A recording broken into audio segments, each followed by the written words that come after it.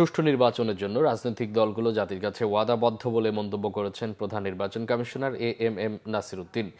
ভোটারদের কেন্দ্রে আনতে দলগুলোর সহযোগিতা কামনা করেন তিনি। ত্রয়োদশ জাতীয় সংসদ নির্বাচনকে সামনে রেখে নিবন্ধিত রাজনৈতিক দলগুলোর সঙ্গে ধারাবাহিক সংলাপের অংশ হিসেবে জামাত, এনসিপি সহ 7টি দলের সাথে বৈঠক করে নির্বাচন কমিশন। বৈঠকের শুরুতে সিইসি এএমএম নাসির উদ্দিন বলেন, সুন্দর গ্রহণযোগ্য নির্বাচনের জন্য জাতির কাছে রাজনৈতিক দলগুলো ওয়াদাবদ্ধ।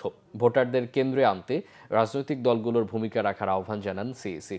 জামাত নেতারা অভিযোগ করেন, ডিজাইন করে প্রশাসনের রদবদল করা হচ্ছে। প্রতিটি ভোট কেন্দ্রে 5 জন সেনা সদস্য রাখার সুপারিশ করেন জামাত নেতারা।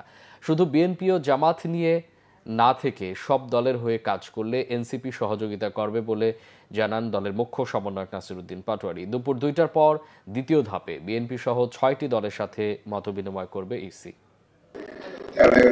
ব্যাপক সংখ্যায় আছে, আমরা চাই সবাইকে ভোট কেন্দ্রে নিয়ে আসতে চাই। একটু এইটা আপনারা একটু ভূমিকা রাখবেন, আমরা সেই আশাটা করি।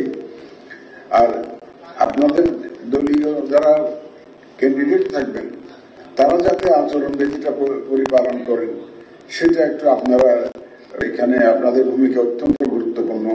আইন শৃঙ্খলা বাহিনীর চাইতেও বড় ফ্যাক্টর হচ্ছে, বড় ভূমিকা হচ্ছে রাজনৈতিক দল এবং ক্যান্ডিডেটদের এই আচরণবিধি পরিপালনের ক্ষেত্রে।